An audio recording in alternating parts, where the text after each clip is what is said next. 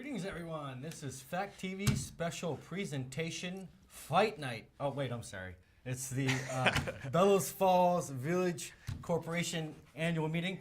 And right now, if you're watching, this is the pre-show before the annual meeting that we'll be showing live. This is all live. This is all live, so if we screw up, we can't take it back. Nope, it's live. So, yeah, so we're here to kind of prep you for the meeting, kind of let you know what's going on, what articles are going to be discussed, what possible things that are going to happen with the budget and so on and so forth, and to give you that information and kind of set you up for this meeting. Again, if you're sitting at home or if you're watching on Facebook and you live in the village of Bellows Falls, this is definitely the time. I mean, we're both very entertaining guys, I know Yes.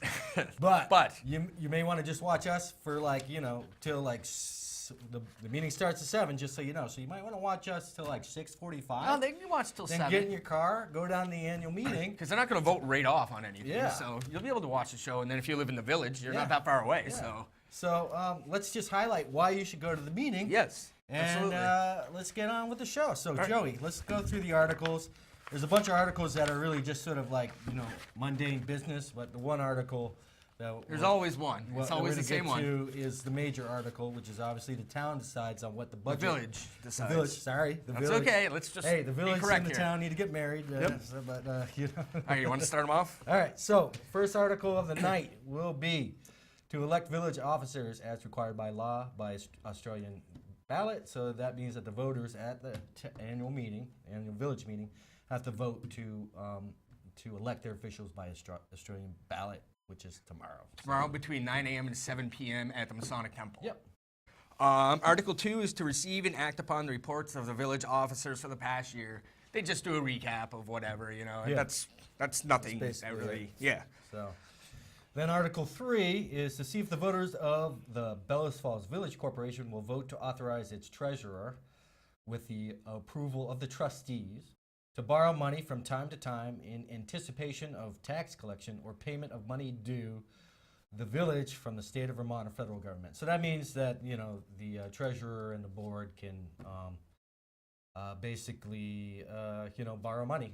They can't borrow money for a new car or anything. No, exactly. If they need it. I did notice that they are screwing up on our graphics out there. That's what you get with live television. Yeah, So we have an intern out there. He doesn't really quite know what he's doing. Probably not going to be an intern for much longer. Yeah. So Article 4 is the big one. Yeah. This is the budget. Shall the voters of the Bellows Falls Village Corporation raise and appropriate money to pay the indebtedness of the village and pay all other general and regular expenses of the village beginning July 1, 2018 through June 30th, 2019 in the amount of $1,674,220 in expenditures, of which $1,629,950 will be raised by taxes. There you go. And this is when all the good stuff's gonna start. Yeah, this is actual budget approval. You approve the budget, and then that budget goes to the vote tomorrow. So that's why if you're watching. Well, no, this is the vote on the budget. Yeah, this is the vote. This is where you get to Yeah, they don't vote on the budget tomorrow. This is it. No, doesn't it go to a vote tomorrow where the voters have to say, yes, we agree with the budget that they agreed upon? That's just going to be this. Oh, that's it? Yeah. Oh, okay, I guess I was wrong. The town does it that way, though, right? That I don't remember. Oh, but okay. this... Yeah, this is the budget. So if you think your taxes are too high, you might want to go down there and make your vote. If you think that you're not paying enough taxes and you want more services, then go down there. So all you have to do is just, if you don't like 1.6 million, you just stand up and you say, hey, you know what? I make an amendment to this number. I think we need to spend more money. I think we need, dog catcher. So you can't really... I don't see that happening. I don't think anybody's going to ask them to raise the budget. Yeah, you can't tell them where they should spend the money, but you could say, hey, I think 1.6 is a little low here. I think we need $2 million, and amend it that way. Or if you think we're spending too much, you go, hey, I want to make an amendment to Article 4, and I want to drop the budget to 1.2 million instead of 1.6, and then that's where you get to have a say on how much taxes you get to spend. So that's why it's important to go to these meetings. So. As you know, we have a volunteer fire department, and that all came about last year. So, Joey, what happened last year at the last year's annual meeting? Well, like that. Well, last year the vote was taken to pass the budget, and it was a very, very close vote. According to the minutes, it said that the vote was 30 in favor and 26 opposed. So Article 4 was adopted. But then there were discussions about there were more people counted that voted than were actually signed in to vote. And so there was a special meeting in July of last year that we both attended, actually. And a lot more people attended that meeting. And a member of the audience made an amendment to decrease the budget. I don't remember how much it was. I want to say in the neighborhood of $200,000. And there was some, going back and forth. And I think you and I had both left before it actually came to the vote, but it passed. And so the budget was decreased X amount of dollars. Yeah. I want to ask our switcher out there to do the picture-in-picture because we are unless they did they turn off the camera out there, and we got our live feed over there. Okay. Yeah. So the audience picture-in-picture. Just leave it on that. Just kind of. There you go. So what happened? Continuing on. Well, ultimately, what they decided to do was reduce the fire department to just one full-time chief and then on-call firefighters, and that's how they were able to, decrease the budget. Because there's only so much you can decrease. Yeah. There's only so many spots that you can use to decrease the budget. Yeah. And so that's what happened last year. And that's what happened. So if anyone's just tuned in right now, this is Fact TV's special presentation of the Bellows Falls Village Corporation annual meeting. And we're just doing a little pre-show here, highlighting what we expect to see tonight, some of the issues that have gone on in the town. Village. Village, sorry, that's one of the issues, is that, we don't know which, it's village, town, it's hard to get it confused. It's confusing. So, the annual meeting, we're going to be broadcasting live on Channel 8 and, Channel 8, Channel 10, and Channel 173 on VTEL. And we're also live on Facebook. If you're watching on Facebook, you'll know that. But the meeting's going to go, you'll see the little timer there. It's going to start at 7. So we're just pre-gaming it here. We're not pre-gaming it. It's not like it's not like it's a football. Not like that. It can get as entertaining We as do football, still have but, two more articles tonight. All right. So, but we were talking about the fire department. So obviously we transitioned to a volunteer fire department this year because someone had amended the budget down from that special meeting and that's where the board found the cuts. They had to find it somewhere. Yeah. So this one, who do you think is going to amend the budget down? We have our players that are out in the audience. Who knows? I don't know. You don't know if someone's going to or not. Last year it was Scott Foslo. Do you think he's going to do the same thing again this year? Possibly. I don't know. Yeah. Who knows? Anybody could. Yeah. Anyone who lives in Rockingham in the village, that's a 2-for-1. You're paying 2 taxes. So maybe. Yeah, absolutely. And for people that go to the Village Corporation meeting, we have our trustees, and the trustees do a decent job throughout the year, depending on what you think. I'm not going to get into that, but usually what they do is they present sort of a reasonable budget, that's comparable to what their expenditures were last year. That way, they're playing it safe because they know when they go to the annual meeting that they're going to have an audience member. If they believe that they should drop the budget, they know that an audience member is going to stand up and amend the budget. So that means they don't have to put themselves out on a line. They don't present the public with a budget that is, that's reduced. a lot more. They don't have to do that. No, exactly. Whoops, I lost my mic. That's okay. Yeah. So Article 5 is shall the voters of the Bellows Falls Village Corporation raise and appropriate the sum of $75,000 to replenish the unrestricted fund balance for general fund, this amount to be raised by taxes. There's never really much. Well, no, they want to replenish the fund balance. Yeah, they've been talking about that for years. Yeah. They don't have any cash. Their cash flow kind of sucks. Yeah. I don't know what happened. Do you remember what happened? I don't remember what happened. Yeah, we'll have to go back into the archives and figure that out. Yeah. But maybe someone will. Obviously, there will be a concerned citizen that will stand up and say, like, well, why are we spending the $75 down? Why are we putting that down there? I'm sure that could very well happen. All right, and then Article 6. Article 6, to transact any other business deemed proper when not involving the expenditure of the village funds or any other business acted upon in preceding articles. So it's basically just sort of, business, just making sure if there's anything else, that they have the authority to do that. Yes. That's how I understand it. Yep. So cool. So right now we got a bunch of time left. But again, if you're watching on Facebook, watch us till 6:45, 6:50. Head on down to the annual meeting. Yeah. Vote on your budget or amend it. Hey, I even considered one day to say I would like to amend the budget to, $100,000 more than what it is, and they're going to ask me why, and I would say I need it for the Alex Stradling Self-Empowerment Fund. You know, they don't have to spend it on that, but I would give them a really good argument why I need a new Lamborghini. In all seriousness, this is important for you to make it down there. If you're concerned about your taxes, if there's any issue where you feel like the town needs more money, you know, if you feel like we're underfunded on some parts, this is where you can address that right here on Article 4. So it's very important that people show up and vote. Yeah, You know what I mean? absolutely. Make your voice heard. So yeah, continuing on, as you can see, we're in our Fact TV studios. For those of you who are not familiar with Fact TV, you may be familiar with us only through the meetings that we air or that we put on Facebook, but Fact TV stands for Falls Area Community Television, and what that is we're a public access station, and that means that this station is open for the public to use. And what that means is we provide training on how to produce television content.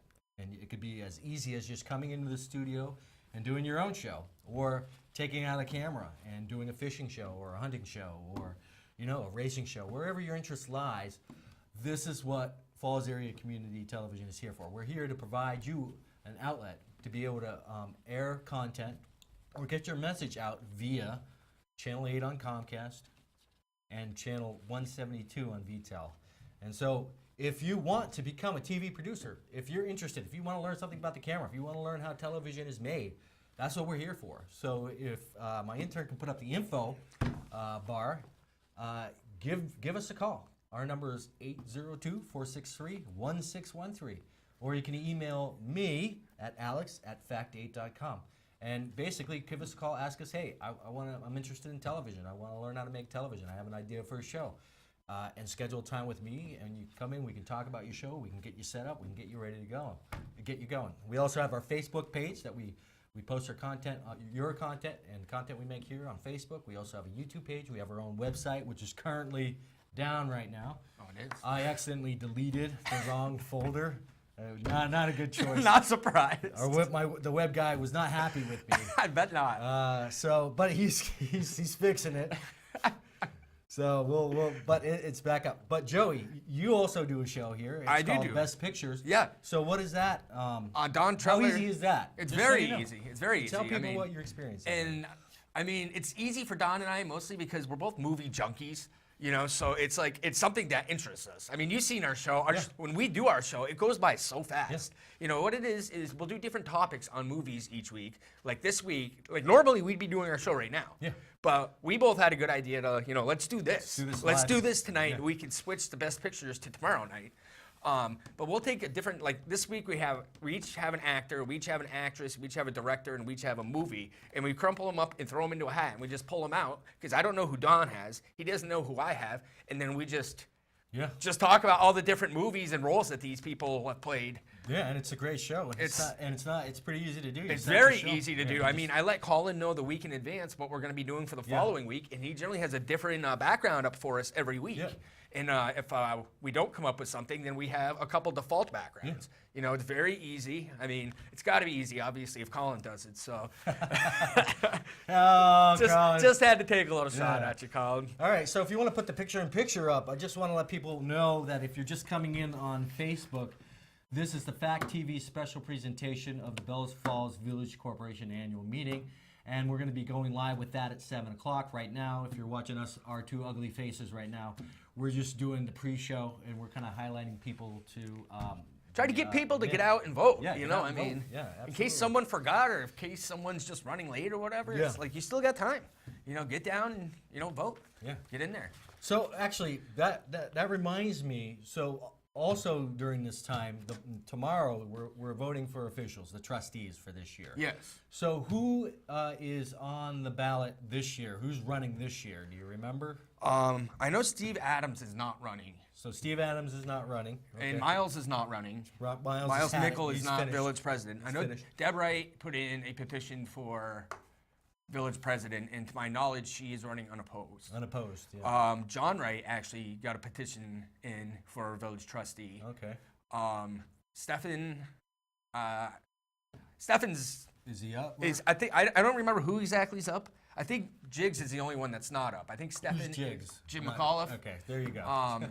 Stefan. I think Stefan's up, and I want to say Gary Liquay, I believe his name, took out a petition. Gary Leak. I think it's Liquay. Yeah. But we'll find out tomorrow who actually got the petitions in, because Yeah. that's when you get your ballot. You'll see who, and it'll tell you how many people to elect for. It'll tell you, if it's a 1-year term or a 3-year term. Village president's always a 1-year term. Now, and the other thing too is we got a town manager to hire. So There's actually a special meeting on Thursday. have they hired that person yet? No. So that's again voting tomorrow for your trustee, for your elected officials tomorrow is very important, because they're going to be they make the biggest decision any board makes, and that's who's the town manager. Now, as you guys know, both the village and the town have had trouble with town managers.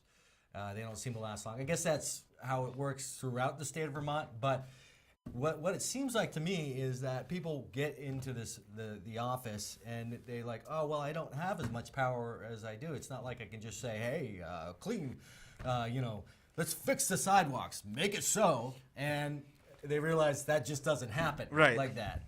And then they soon realize the only power they do have is the hiring and firing of a manager, and usually it just comes down to petty personalities, And Well, I see this in every town meeting that I cover.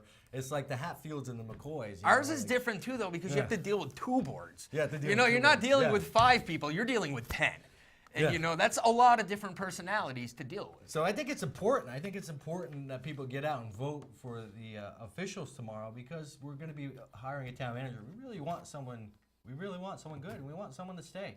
We need someone to manage the town effectively and properly, and we can't be just changing town managers whenever somebody pisses us off and we get elected to the board and we want to show them who's boss. I mean, I think that's, Well, the other thing too, I don't think you're thinking of the town. I think you're just thinking of your own pettiness. Well, when you're thinking about taxes too, though, I mean, how much money have we spent over the last few years replacing town managers? It's an easy gig, man. You know? Just go get hired and then get fired and take 6 months pay. I mean, that's awesome, man. I mean, it's. Are they? Maybe I should go apply. I don't know. I have heard that they are. All joking aside, though, they are dwindling down to the amount of people that they're interviewing. Yeah, I've heard. It is important that we hire someone that's going to want. That's going to want to stay, even though the job itself is like 5 years is max on average. I think the average is actually in Vermont's 3. It's 3 years. Yeah. I mean, it's a tough gig. It is. And that's, like I was saying before, it's always about personalities. Like every town that we cover, it's always somebody in town gets pissed off, and then they get on the board and they get rid of the person that pissed them off that works for the town. It's always like it's just like a revolving door. It's a revolving cycle. But it never has to do anything what's good for the town. It's just like it deals with own egos and own pettiness. It's like they don't come to the job with like I'm gonna try to help out the town. It's like I'm gonna get that guy back. And I'm just being blunt. I'm just being honest. I mean, I think. That's just really, I just see it over and over again. It doesn't matter what town, I just see it over and over again. School board, select board, that's just the way it is. Hey, ask Grafton about winning. And maybe voters just need to be like, hey, if you're going to go run for office, why are you running? Are you running because you got some petty personal vendetta that you want to settle? I don't know if I necessarily want that as a trustee or a board member. Well, for years I've always interviewed people at the Masonic Temple and given them their chance to, to talk and be like, why should someone vote for you? Yeah. What are your topics? What do you want? Why do you want this position? Yeah, and the job's a volunteer job. I mean, obviously it's not anything that you're getting paid a lot of money, and it depends on what they put into it. I mean, they can just roll into the meeting half asleep and not even care what's going on, or they could be very proactive and get people to come out and vote, or to highlight people on the issues that they are trying to accomplish. So it just depends. I mean, it's a tough gig. If you really want to go full blown like trustee member and really get the troops going and really get sort of an agenda going, then it's a lot of work. But most people have other jobs, and that's usually what it usually is. You roll in after your work and you're half asleep and you vote or you don't vote on something that means anything. Yeah. Yeah. I mean, the board's starting to fill in. Oh yeah, it is starting to fill in. So yeah, we got a few minutes left. For those of you who are just tuning in, this is the Fact TV special presentation of the Bellows Falls Village Corporation annual meeting. You're watching us two ugly guys doing a little pre-show before the meeting starts. That's starting at 7. And we're just kind of setting it up for people, what's going to be happening at this meeting. If you are watching on Facebook, please go down, and you live in the village of Bellows Falls, please go down to the annual meeting. It's this is where you actually vote on the budget. This is where you actually get to determine how much taxes you pay or don't. So it's definitely important. And you can also amend this budget. People think this is a set number. Anyone can stand up and say, hey, I don't like 1.6 million. I think 1.5 million is better. Well, the other thing too is they have the right to vote it down. They have a right to vote it down too. You know? They could just say no, no, no, no, vote down the budget. Yeah. And They don't even have to amend it. They can just say no. Force the board to come back with something that is more reasonable to the voters. So that's all up to you. That's why these meetings are important. Yeah. You know? Hopefully there's a great turnout. It looks like we got about 10 minutes left before the annual meeting. So with that said, for those people that are just tuning in, Article 4 is a big one where there's going to be debate. So read over that Article 4. All right, yeah, I'll read it again. Yeah. Shall the voters of the Bellows Falls Village Corporation raise and appropriate money to pay the indebtedness of the village and pay all other general and regular expenses of the village beginning July 1, 2018 through June 30th, 2019 in the amount of $1,674,220 in expenditures, of which $1,629,950 will be raised by taxes. Yeah, there you go. It's a big number. So again, that's Article 4. That's where you get to amend that budget or vote it down or vote for it. So the other thing that I wanted to mention too is I want people, please share this out. Share this out to your friends. Make sure that they're watching the annual meeting. At least they have an idea of why their taxes are the way they are when they do this, watch this show. But I do want to ask you, you don't have to, what's the word on the street? What have you been hearing from people? You don't have to give out any names, but what do you think their feeling is on the budget?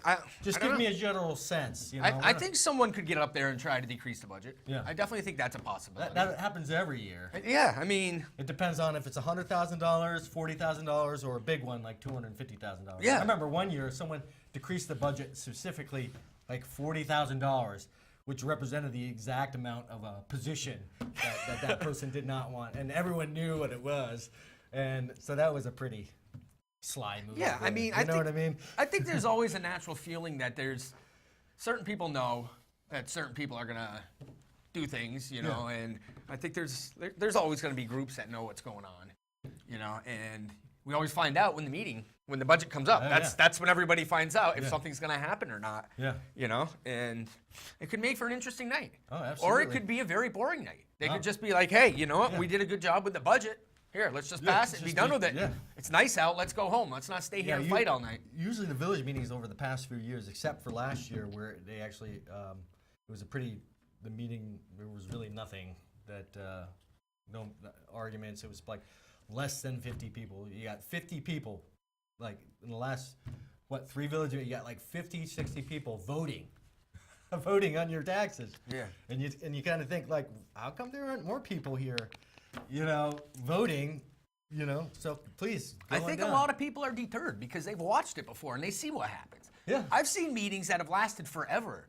Yeah. Because, a lot of people showed up. And I've had people, when I worked at J&H, they were just waiting out to vote for the budget and waiting out. And they were like, we waited 2 hours while all these people were arguing about the budget. And we were like, you know what? We have to work in the morning. Yeah. And so they waited, they fought and argued until it got down to like 30 people voted. Yeah. Because everybody left because the meeting just lasted forever. Yeah, and sometimes people that in the audience that make comments, sometimes they're not aware of sort of proper etiquette. It's easy, like, get to the point. Just reduce the budget. We don't need to talk about the trash can that the town didn't need to purchase, or Exactly. You know what I mean? Yeah, we don't need to go into minutia detail about how many is it a 4-wheel drive or is it an automatic? Let the manager of that department figure out what vehicle they need. Okay.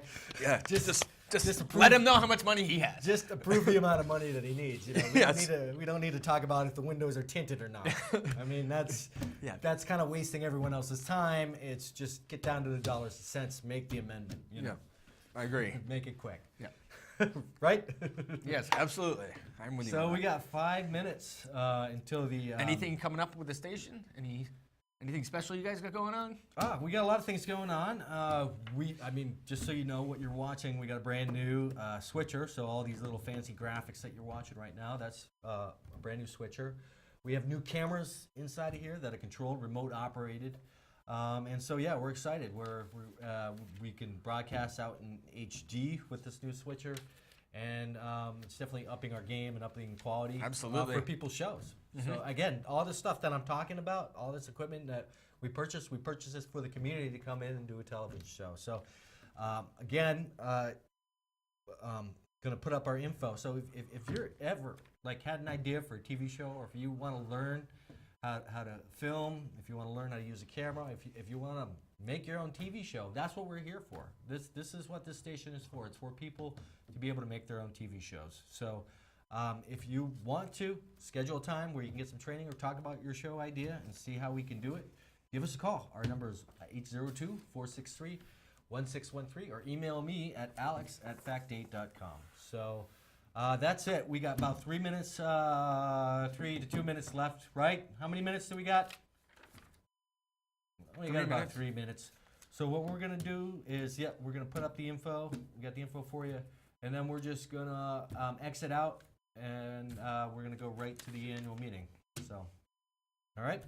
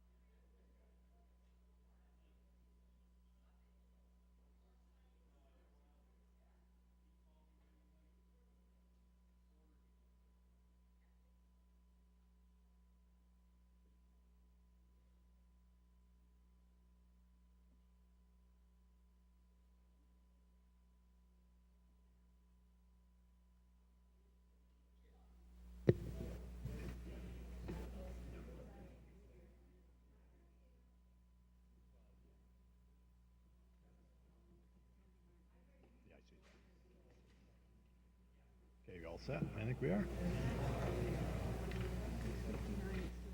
Okay, we'll wait one more minute. Just 1 minute. Yeah, that'd be nice.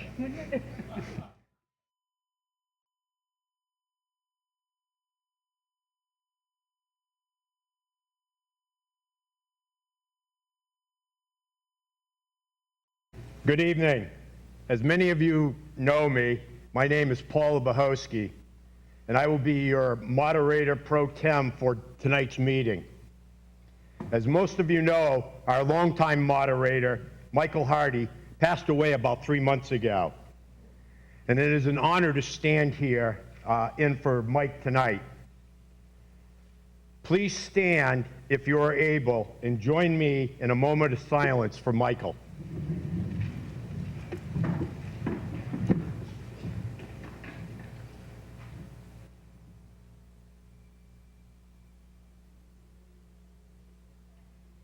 Thank you. Please remain standing as we face our American flag and pledge the allegiance. I pledge the allegiance to the flag of the United States of America and to the republic for which it stands, one nation, under God, indivisible, with justice for all.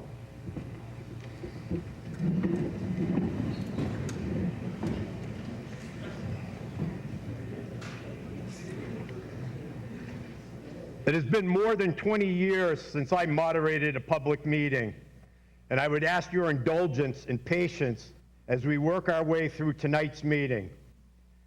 I have no doubt that you will kindly and gently call any errors to my attention. You should note that I will not recognize or call on anyone standing behind the rail or the head of the aisles, nor will we count your vote. Please join us and have a seat. Now would also be a very good time for everyone to shut off their cell phones and pagers, please. The meeting will be conducted according to Robert's Rules of Order, except as modified by state statute. You can't change state law, but you can choose to modify Robert's Rules with a 2/3 majority vote. General Roberts had pages of rules for decorum during debate. I hope that it will not be necessary to remind you to conduct yourself in a civil and polite manner. As Mike always said, we arrived as neighbors and friends, and we will leave as such. Please stand if possible and state your name when recognized. You'll have to forgive me because I will not know everyone in the auditorium tonight, but I'll do my best. We have runners with microphones, so please wait until one of them reaches you before you begin to speak. Please address all comments and questions to me as the moderator, and I will either answer or redirect them to somebody who can respond. Only registered voters may speak unless by leave of the assembly, which requires a 2/3 vote if there is no objection. Unless there is an objection, I will assume there is a leave for the assembly for village officials who may not be resident voters to address the assembly for purpose of explanation during this meeting. Those of you who are eligible to vote were given a voter's card. The purpose of those is to allow us to identify you as a voter who has passed through the checklist. On a division, please hold your card up so that everyone is comfortable that only voters are voting. On a paper ballot, the clerks will mark your card as you pass through the line so as to assure that folks only vote once. Those articles requiring an Australian ballot vote tomorrow will be taken up for discussion only, and no action other than discussion can be taken on them at this meeting. I will strive to make any rulings that I'm called upon to make as impartially and correct as I can. Any ruling of the moderator can be challenged immediately after the ruling. I'll explain my ruling, and if you are not satisfied, all it takes is a request to challenge the ruling and put it to a vote of the assembly. Debate on the motion to appeal the ruling of the chair is generally in order. It is my job to assist you in accomplishing the business of this meeting. please raise your hand and ask questions. If you think something is happening that is incorrect or you don't understand it, again, please raise your hand. If you want to do something and don't know how to do it, again, that will be my job to help you get whatever you would like done. You must be recognized by the moderator to address the assembly. I will try to recognize all those who wish to speak in an orderly fashion, getting around to all those who wish to speak but haven't yet had the opportunity. Before returning to those who have already spoken, a person may only speak twice to an issue and is limited to 10 minutes total. I hope you can be brief and not feel you need to use up all your time or replow the ground that you or someone else has already gone over. A motion must be made, seconded, and restated by the moderator before debate on the motion can begin. In some instances, only 2 amendments will be allowed on the floor at any one time. That is 1 amendment on the main motion and 1 amendment to the amendment where appropriate. It requires a motion, a second, and 2/3 vote to cut off the debate and call the question. You have to be recognized to make the motion. You can't shout it out because you are tired of the debate. The motion to close debate is non-debatable. By state statute, once voters have acted on a question and taken up the next item of business, they cannot reconsider the action at the same meeting. Voting will be by voice vote unless the chair is in doubt, in which case there will be a division. Also, any voter may call for a division as long as we have not started the next item of business. Any voter may move to vote by paper ballot during the debate or before we have moved on to the next order of business, in which case the vote will be by ballot. If the call for a ballot is sustained by at least 6 other members. Action under other business cannot require expenditure of funds, nor can it be binding upon the village. Any action under other business is advisory only. At this point, I would like to introduce the people sitting at the front table, starting with Carrie Bennett, the village clerk, Shane O'Keefe, our village manager, Miles Mickles, village president, Jim McAuliffe, village trustee, Stephen Golick, village trustee, Deb Wright, village trustee, and Steve Adams, village trustee.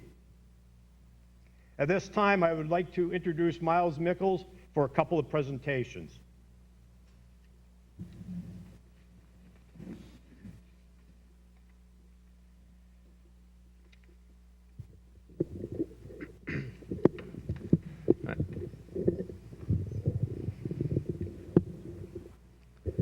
We'll make this work. All right, thank you, Paul. First of all, I would like to just read the dedication to this year's annual report.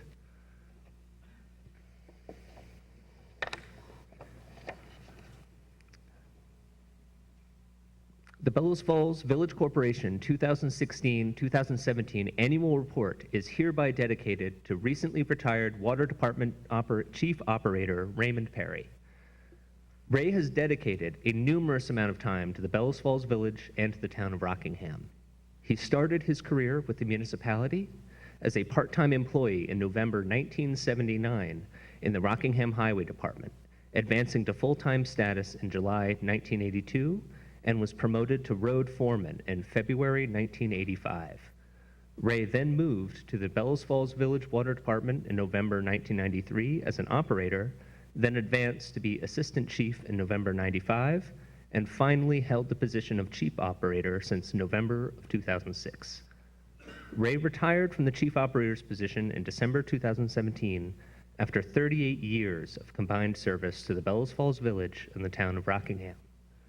Ray was the town of Rockingham's tree warden from March 2008 until October 2017 and has held the exalted position of Inspector of Lumber, Shingles, and Wood, a statutory appointment since March 2007, and Ray has volunteered his time as a member of the Rockingham Tree Committee for a number of years.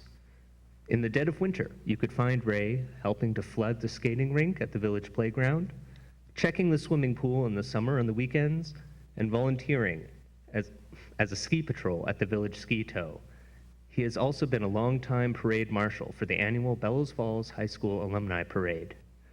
Ray was born in Bellows Falls on September 6, 1947, and graduated from Bellows Falls High School in 1970. He lives with his wife, Joanne, in Bellows Falls. He is an avid hunter and is looking forward to dedicating more time to this sport. Thank you, Ray, for your continued dedication to and love of Bellows Falls. We salute you.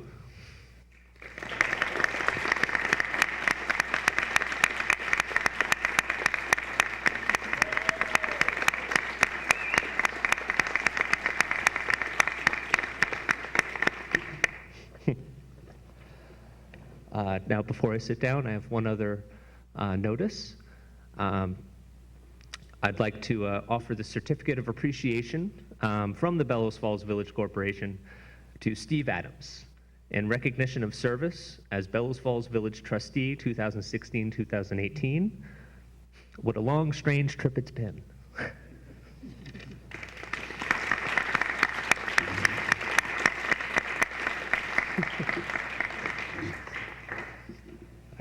You stay right there. And I also have one presentation, which is a certificate of appreciation from the Bellows Falls Village Corporation to Miles Mickles in recognition of service as Bellows Falls Village President from 2016 to 2018. Thank you very much. Send that up. Okay.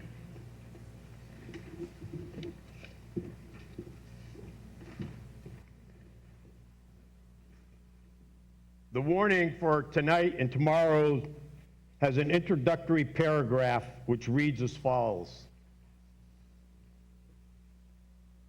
Bellows Falls Village Annual Meeting, May 14 and 15, 2018. The legal voters of Bellows Falls Village Corporation are hereby notified and warned to meet at the Bellows Falls Opera House in the Rockingham Town Hall located at 7 Square in the Village on Monday, May 14th, 2018 at 7 p.m. to act upon all matters which may be voted upon by acclamation and not otherwise to be voted upon by Australian ballot, and then adjourn to the Masonic Temple, 61 Westminster Street in said village at 9 a.m. on Tuesday, May 15th, 2018, to vote by Australian ballot on Article 1. The polls will be open from 9 a.m. and will close at 7 p.m. Article 1, to elect village officers as required by law. This is by Australian ballot tomorrow at the Masonic Temple. Is there any So there's your discussion? first article. Seeing no discussion, we will move on to Article 2, to receive and act upon the reports of the village officers for the past year. Deb. I move to accept the reports of the village officers for the past year as printed. Seconded. We have a motion that has been made and seconded to accept the reports of the village officers for the past year as printed. Is there any discussion?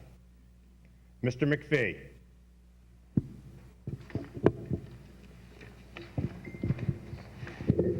Thank you. Douglas McPhee.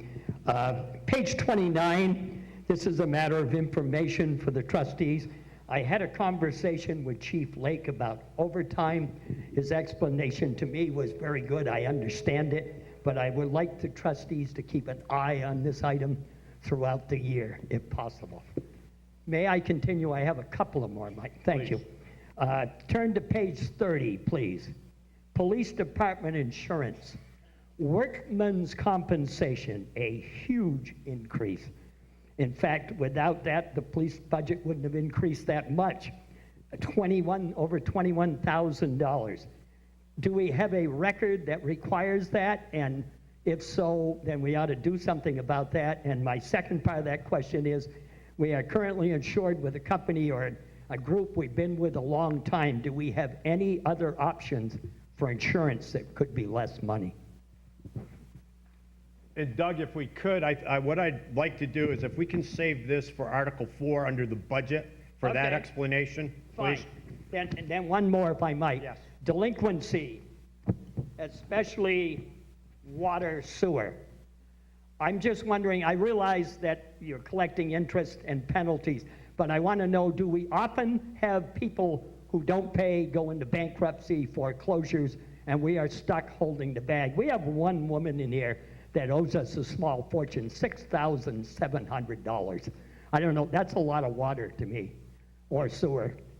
I'm wondering if I could get the answer to, do we lose funds here, or do we end up collecting most of them? And thank you. Anybody on the board like to answer that, or Shane?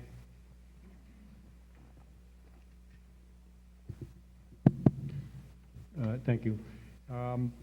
We actually had just gone through shut-offs this last week and actually did shut off a few, but there are quite a few people who did pay up from these dollar amounts listed. As you note, it is as of April 17th. Since that time, quite a few people have come in and paid up.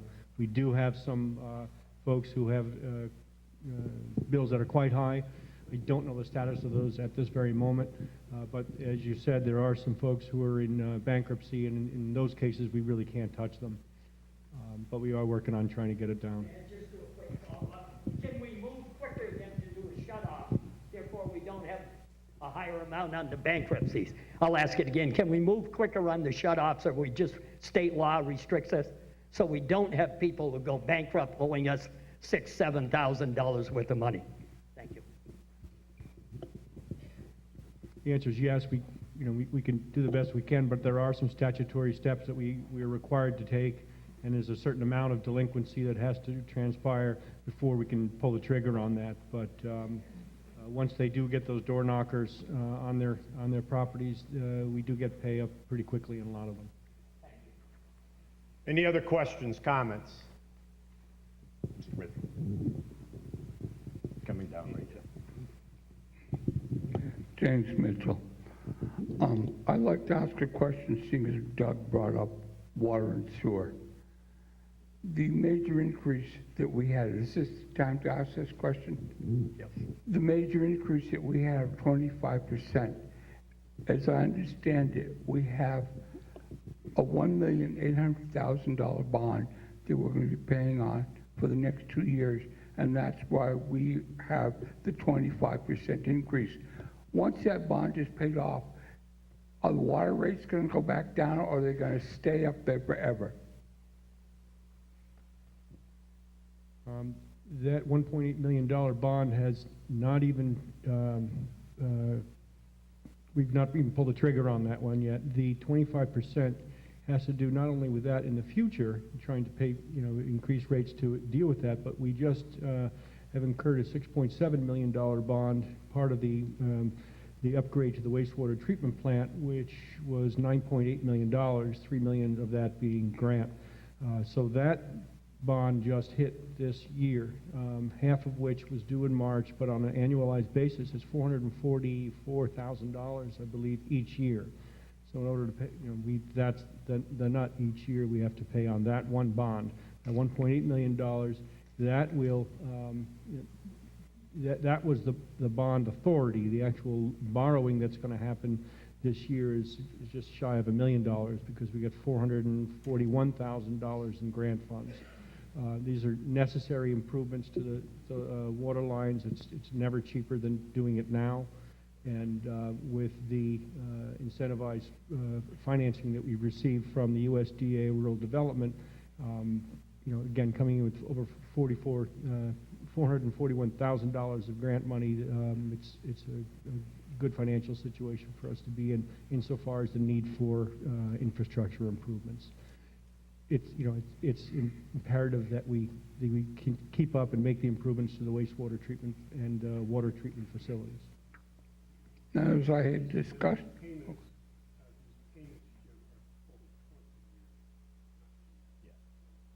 okay, that answers that question. Thank you.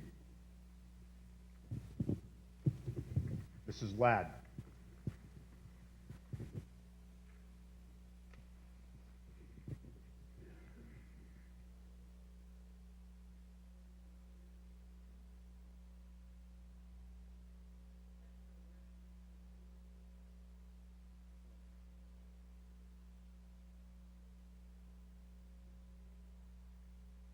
That's the name of a ownership corporation, and that is actually scheduled to be paid up this week.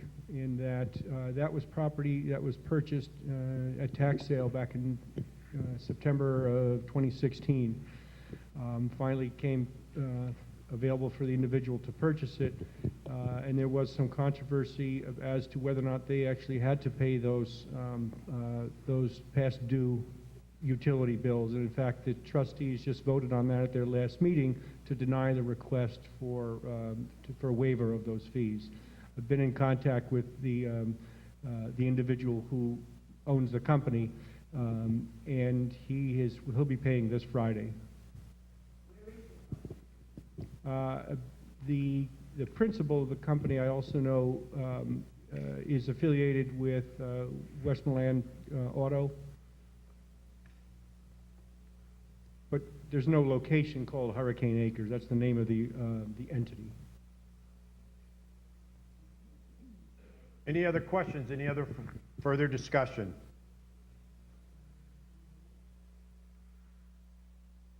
Yes. My name is Ronald Kern. I live on School Street. I've been there for 18 years. Speak up? Okay, thank you. The increases in sewer, water and sewer, I think is indicative of increases in taxes and all in both the town and village, and it has been hurting us from several different areas. I'm going to speak a little later about my my thoughts and a few things that I want to offer this congregation. Thank you. Any other comments, questions?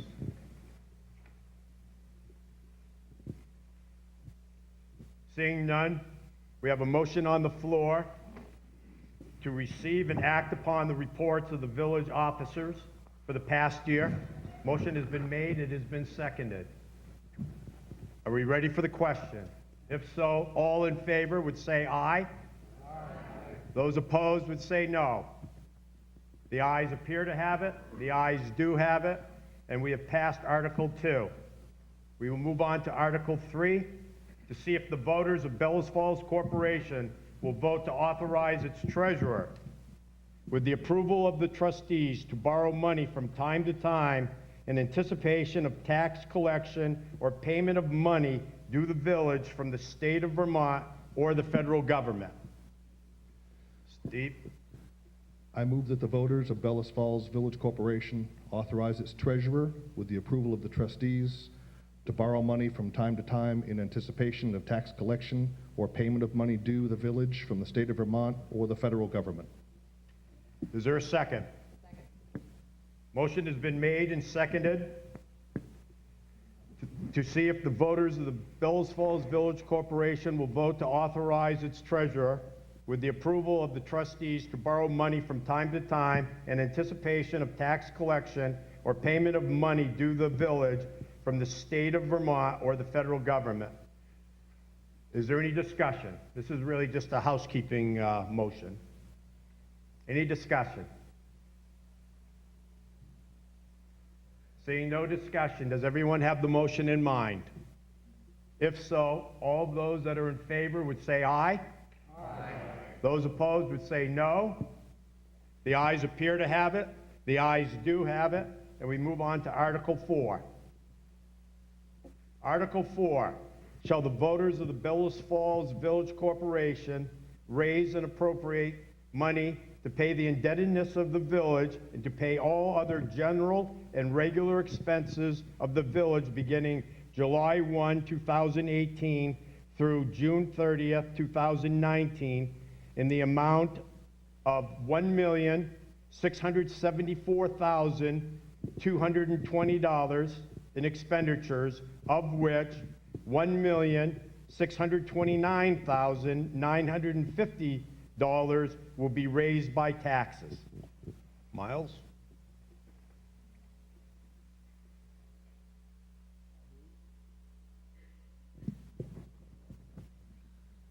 I move that the voters of the Bellows Falls Village Corporation raise and appropriate money to pay the indebtedness of the village and pay all other general and regular expenses of the village beginning July 1st, 2018 through June 30th, 2019 in the amount of $1,674,220 in expenditures, of which $1,629,950 will be raised by taxes. Is there a second? I'll second that motion. A motion has been made and seconded that the voters of Bellows Falls Village Corporation raise and appropriate money to pay the indebtedness of the village and pay all other general and regular expenses of the village beginning July 1, 2018 through June 30th, 2019 in the amount of $1,674,220 in expenditures, of which $1,629,950 will be raised by taxes.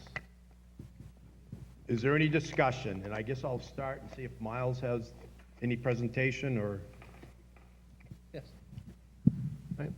The thing to keep in mind is that this year's budget, we kept under the $1.7 million line as established at the reconsideration of the budget last year. And this is primarily a public services budget. This is fire and police. And I believe that I know that Chief Lake and Chief McGinnis are satisfied with how this budget has turned out. Any other comments? Any other input? I'll come back to you, Shane. Now's my time on workman's comp, page 30, police workman's comp, up over 21,000, 40-something percent, way higher over the 2017 actual. And I don't know, do we have any control of this? Can we shop around? We've been with this current insurer since a very, very long time, and I know personally that I just switched auto insurance because all of a sudden my insurer had been raising, and I found a sizable savings by doing that. But I don't know that we can, but to me this is an outrageous increase. The drug companies don't even do that, but thank you. Shane. Workers' comp is based upon, we get an experience modification based upon injuries and illnesses related to work. We saw in just about every department, town and village, some increases. Some we saw it go down a little bit. But it is experience-based, it's pool-based, and we are working on different, on a consistent basis, working on employee safety to try to do what we can do to avoid accidents and whatnot, but sometimes they are unavoidable, and it's by virtue of that that some of these rates are very high, and they're a rolling average. It's a 5-year average, so even if it's very difficult, in fact, to change insurers because they look back several years. So that's how it's taken. That's how it's calculated each time. Please.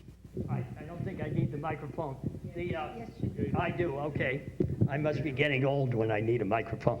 When you said pool-based, is that pool-based based on our department or pool-based based on the entire department or both? Entire departments throughout their insured? You have different categories for, it depends on what you're actually doing for employment. It's for each different type, an office worker has one rating, a police officer has a different one, a highway worker has a different rating, and that's based upon not only our own experience, but the pool, my understanding is throughout the Vermont League of Cities and Towns and their whole package of insured. Any other comments, discussions? Mr. Mitchell? Just wait for the mic, please.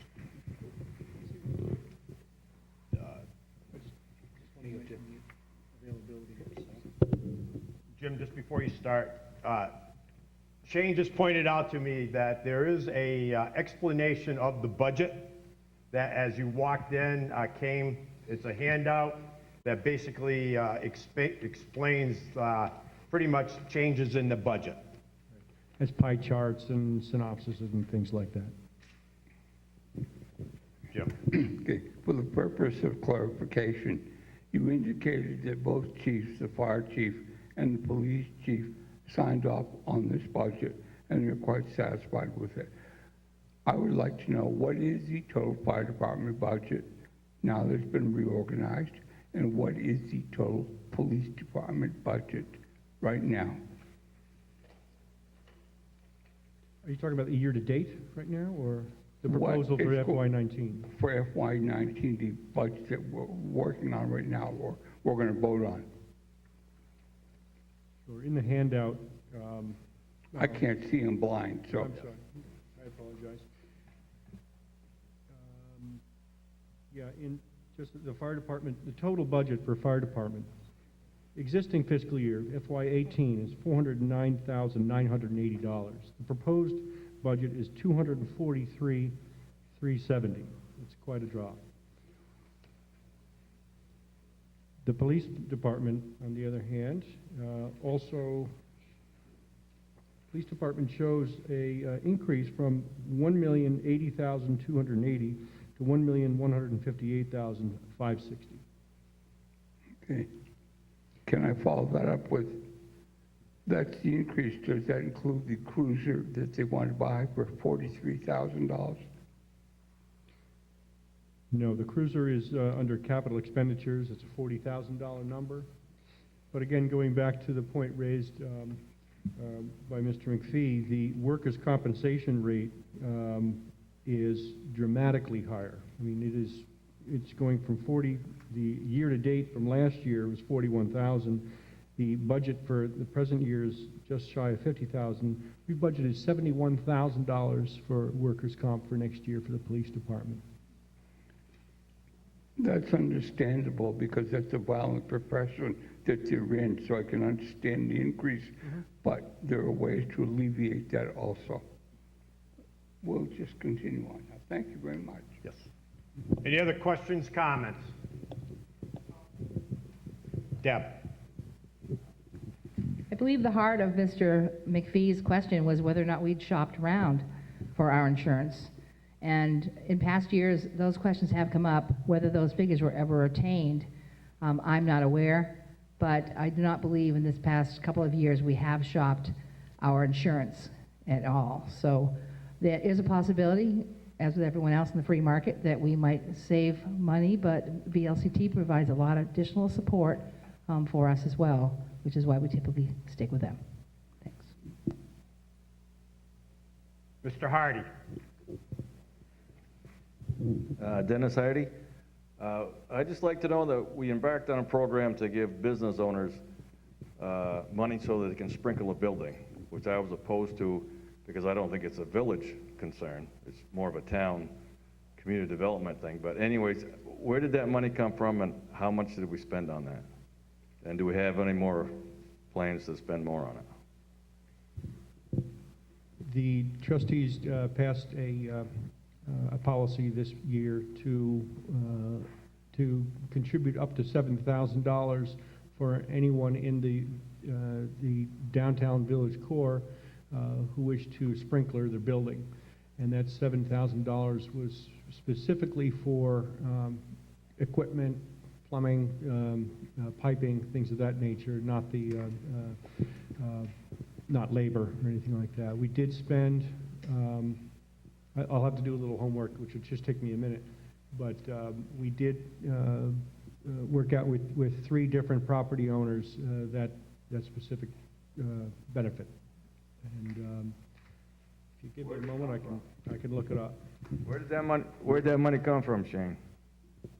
It's in the water budget. It was not budgeted, but it's in the water fund, and therefore ultimately is paid for by the users through fees. But if you give me a moment, I can pull that up. Coming out of the water fund, Danny, I believe. Yeah. Any other comments or questions? How much we got in the water fund? Sorry, how much is the water fund? Yeah. The proposed budget for this next year is total expenditures of $1.25 million.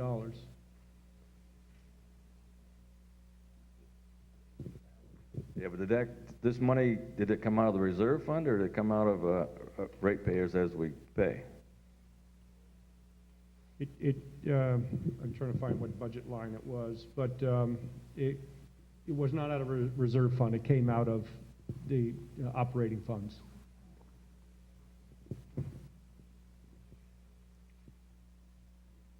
Any other questions or comments? Anyone else? Because I see Mr. McPhee's hand again. Anybody else before I go back to Doug? Yeah, can I respond? Absolutely, if you I have did that. find in the budget.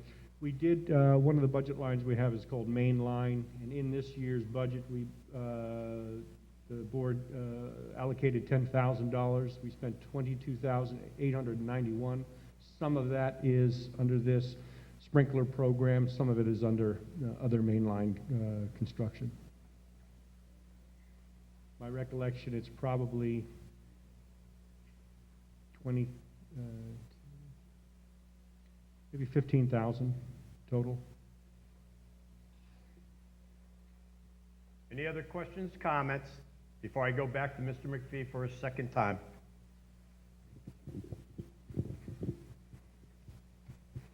Mr. Moderator, I move that when we vote the question, we vote by Australian ballot. Are there 6 other members of this? And if there are, please stand. And Jim, obviously, I see your hand, so I see 1, 2, 3, 4, 5, 6. We have more than enough then to vote by paper ballot when the time comes. Any other discussion on Article 4? I just point out one thing is that in the budget summaries, what you can see is that the overall expenditures are down 4.4%, which is year-over-year reduction in the budget of $77,160. The amount to be raised by taxes is down to $70,050, and that's 4.1%. Any other comments, questions? Hi there, Gaetano Putignano. In this police budget, have you put where are we at with parking enforcement? Is that in there? What is happening with that? There are no additional fees, expenditures for parking enforcement. One of the things that I was tasked to do by the trustees is to look into volunteer parking enforcement. We're still working on that. We're waiting to hear back from the police union on whether or not that would be considered something that we would need to be bargaining for. And we're still waiting to hear back. We have a deadline of this week. But there are no additional funds set aside for that. We did. But there's the same as last year's budget for parking enforcement? There's no specific allocation for parking enforcement from a personnel standpoint, bear with me 1 second while I look. Yeah. There is some change in parking program. It is increasing from $1,200 to $2,000. Some of that has to do with purchasing of the tickets, the ticket books, and that nature. Thank you. Any other questions or comments before we vote on this motion? Mr. Mitchell.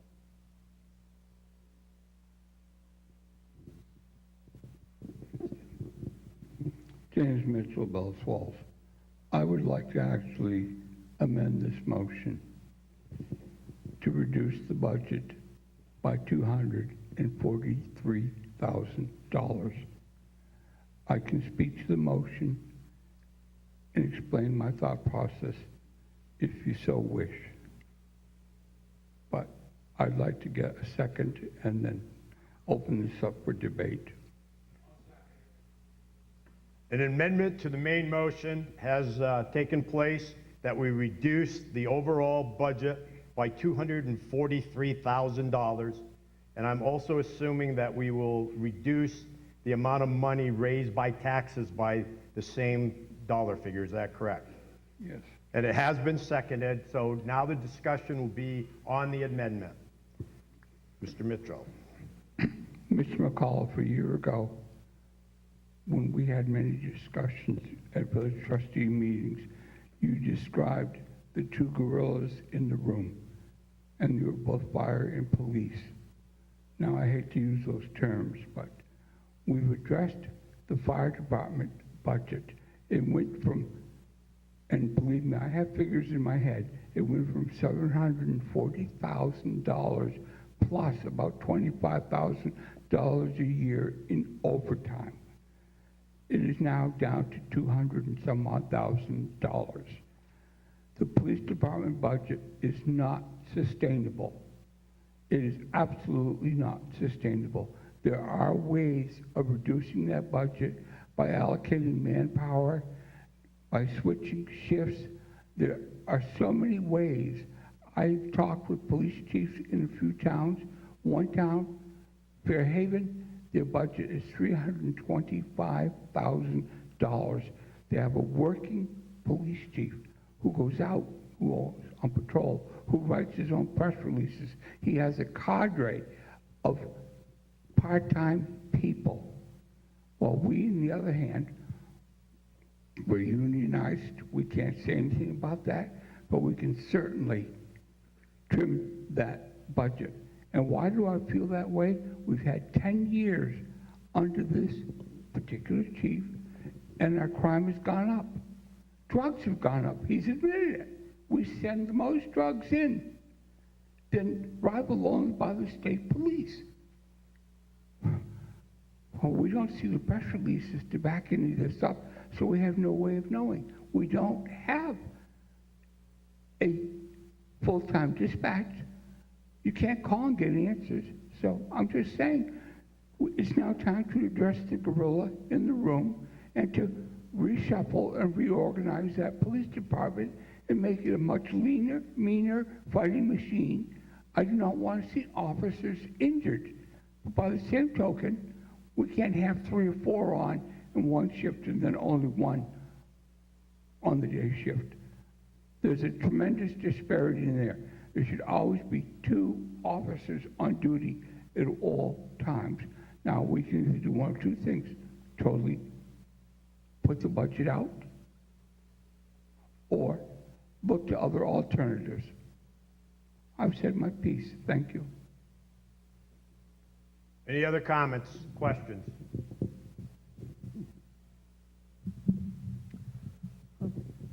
So, Miles.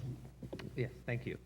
So, Mr. Mitchell, you would like us to reduce the police department budget with this $243,000. That is the essence of your motion. Yes.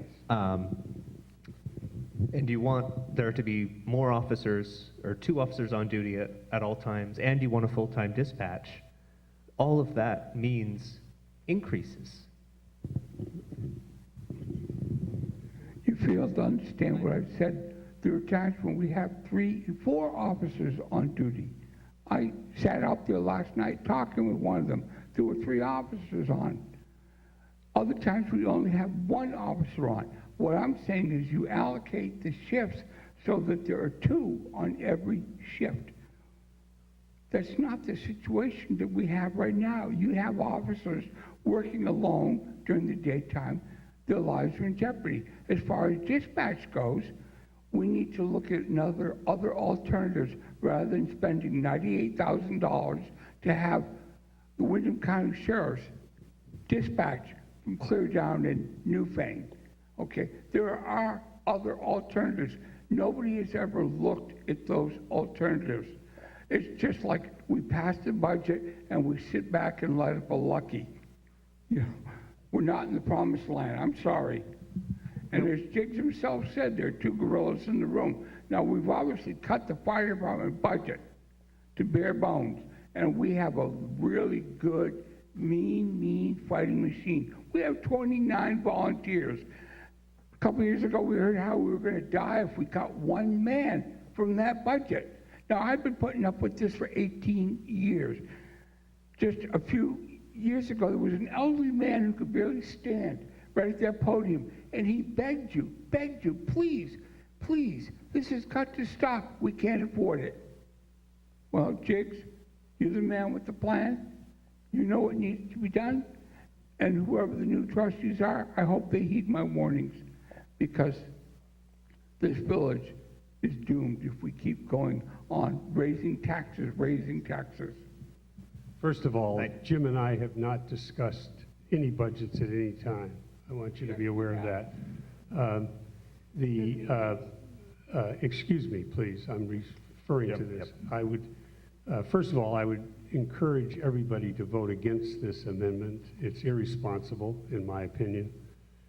The changes that took place in the fire department, I think, have been done very effectively, thanks to the leadership of our manager and certainly to Chief McGinnis and the terrific job he's done. The actual difference in the budget, we took, for some reason in the past, the expenses of the building that houses both fire and police were put in as part of the fire department budget. We've now separated that out. The actual decline in the budget from this last year was $409,000 down to $243,000. And again, I think we did it without compromising the safety of our residents, and we're in very good shape with regards to our fire coverage. With regards to the police, I for one, am comfortable with the issues that we face in this village. Gaetano just mentioned traffic control, but obviously we're thinking of other things that reflect our demographics, as well as the issues with drugs that plague us. And I think that the proposed budget is realistic and appropriate. The reference to the gorilla in the room was just that our budget is basically comprised of those 2 items, and it was not a reflection on trying to kill the gorilla. The issue was and is to come up with a responsible budget, and I think the one that we're proposing here tonight is that one. Chief Lake. I'd like to speak on some of Mr. Mitchell's comments. The crimes, the complaints we answer equate to 250 arrests a year. When I came here 10 years ago, we arrested around 125. So we are kind of busy. Comparing Bellows Falls to Fairhaven doesn't even come close. The arrests we have here in the village of Bellows Falls, I spend a lot of time dealing with the heroin problem, opiate issues that we have in the village of Bellows Falls. I will not, under any circumstance, stick my head in the sand and ignore these matters at all, or anytime in the future. So long as I'm the police chief, I wouldn't recommend that we do that at all. We need to go after it aggressively and not ignore it. I do everything I can to see to it that I have personnel on staff during our busiest times and not ignore it. Sometimes during the day, things are a little less busier than they are in the evening, but nonetheless, it's very busy around here. Last year, we answered 3,600 calls. 1 square mile, this little tiny village, 3,600 calls. Think about that. We only have a population of what, 3,300 people? We're answering a lot of calls with the staff that we have, and it's still not enough, but we're making do. Thank you very much. Any other questions or comments? Andrew.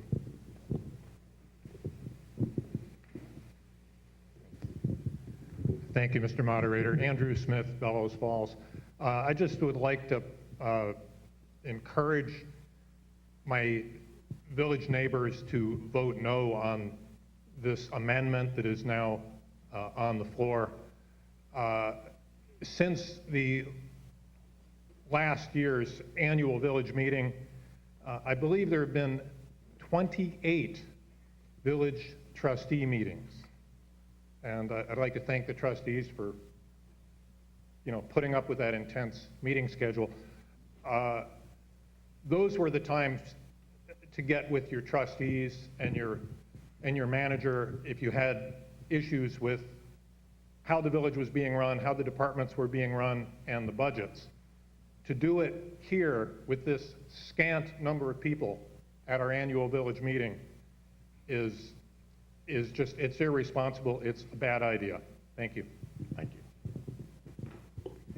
Anybody else? Mr. Kern.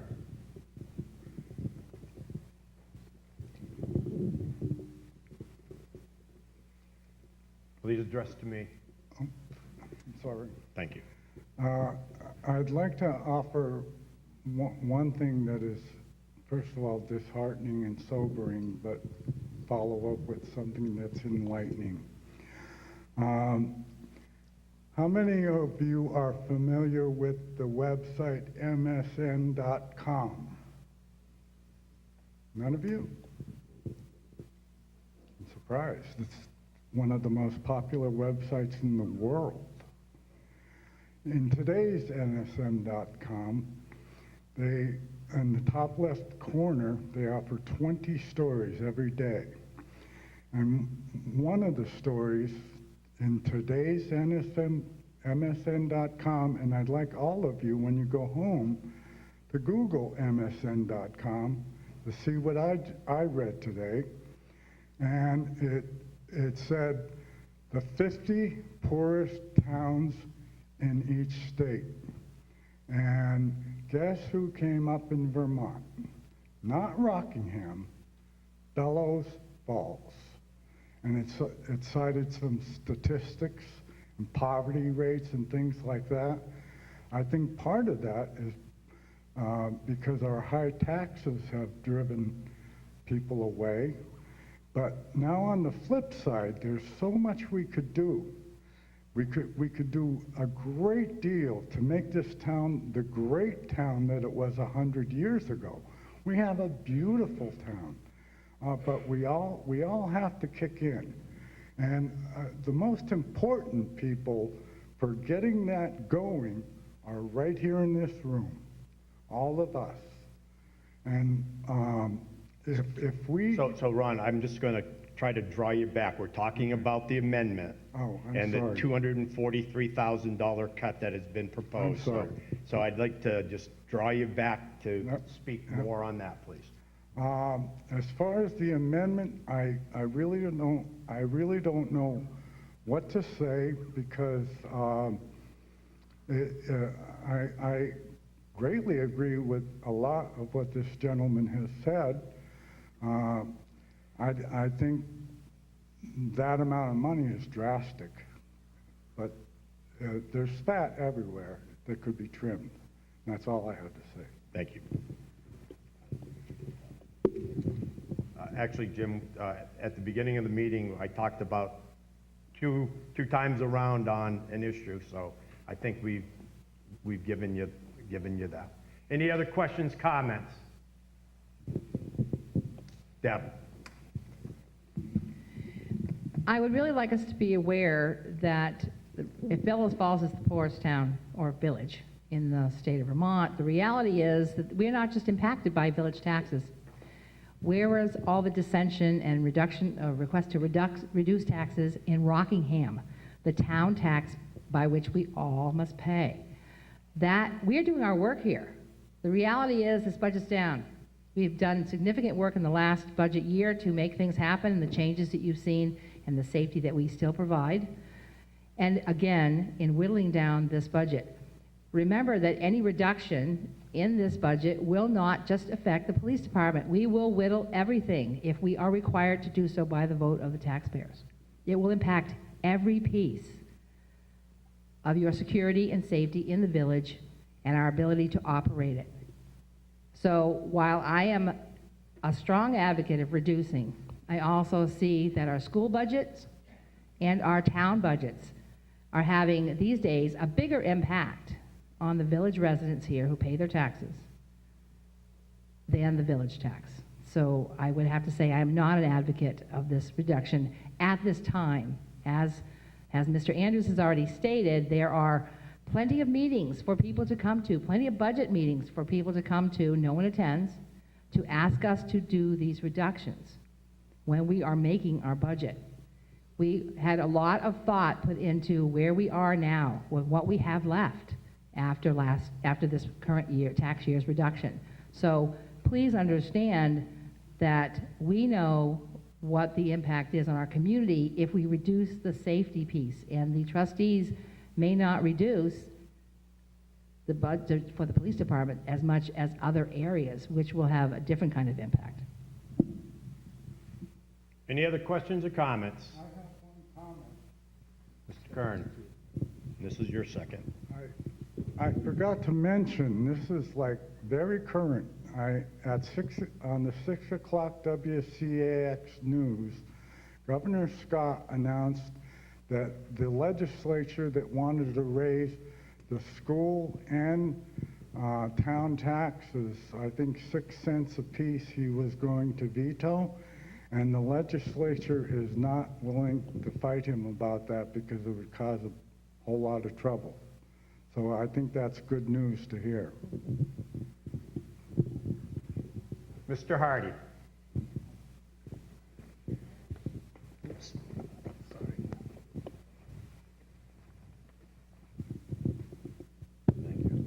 I'd just like to ask the trustees and Ron to get together, and if there's, what was that figure, Ron, 3,600 calls you went to, or incidences? Yes. Then I think other towns, if they respond more than X amount of times to a property or a place, they can charge for those calls, for that service for the police to go there. And I would just ask the trustees and the fire and the police department to get together and see where all those instances are. There must be a cluster of them to certain places, and then maybe put in a policy to charge those people that are using the service, just like we do water and sewer and everything else. Thank you. Any other questions or comments? Ms. Bergman. I would just like to go back to the installation of the fire, whatever they are, the water Sprinkler systems. sprinkler systems. You said that they were paid for out of the water users' fees. Is that correct? Out of the water fund. Is that the user fees? The user fees support the water fund. Is that an actual allowed thing to do? It seems to me that looking back, thinking back on times before, they were not allowed to be used on anything but the water treatment plant. What it is it's a connection to the main lines, and the work that was done was a connection from the main itself to the building itself. And you know, in the past, normally that would be done by an individual property owner, but as trying to you know, make these buildings safer, and from a fire protection standpoint, is a great advantage to that. The Board of Trustees felt it was in the best interest of the community to do that work. So you're saying that it's part of improving the water treatment plant? It's not just the plant, but it's the lines that come from the plant to people's homes. It's the distribution system that it's part of. The fees do support the distribution system and the plant itself.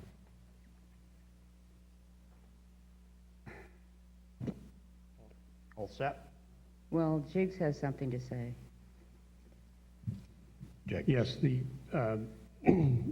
manager's already mentioned the concept of this, the density here in the square, and when we have building owners that are willing to make that commitment and fund a substantial part of the sprinkling of these buildings, we thought it was first a good idea to encourage that. We wanted to encourage it too before we repaved the square, because we'd rather not have to dig it back up too soon after that. But more importantly, there are fees attached to sprinkler users in addition to the water fees. And actually, there is a payback period. I don't know what that is exactly right at this moment, but there really is a payback period for the contribution that we made, the water department made for those improvements. No, I don't have any argument with people having a sprinkler system, or even with the help. It just, I was remembering that the money, the user fee money, had to stay with the plant. And thank you for your explanation. Any other questions or comments?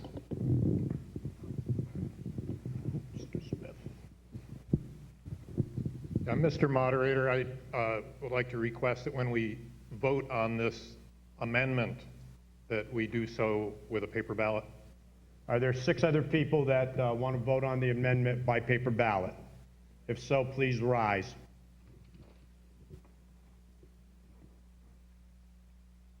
Only appears that we have 2, so that will be a voice vote. Any other questions or comments? We're on Article 4.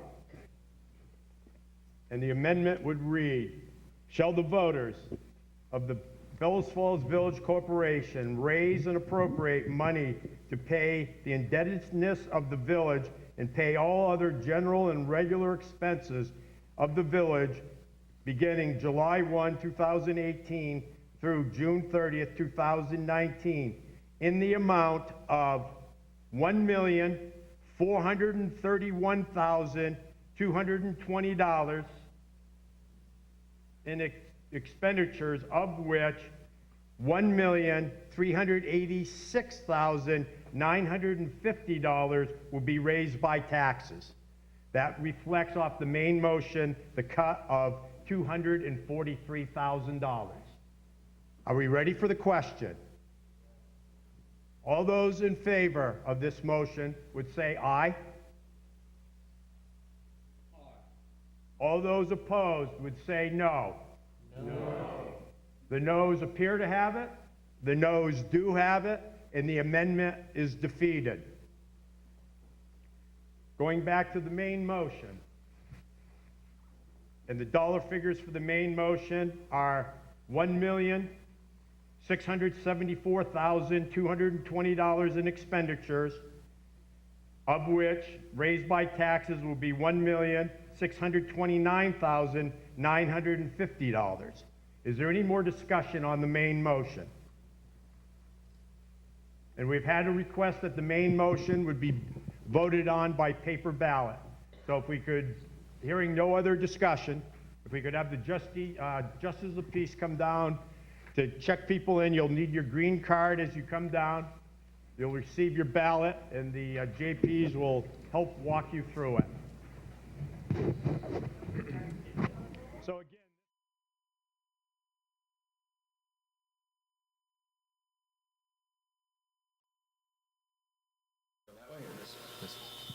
All right, you gotta turn that off.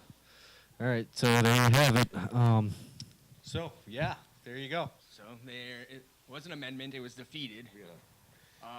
$243,000 in the budget.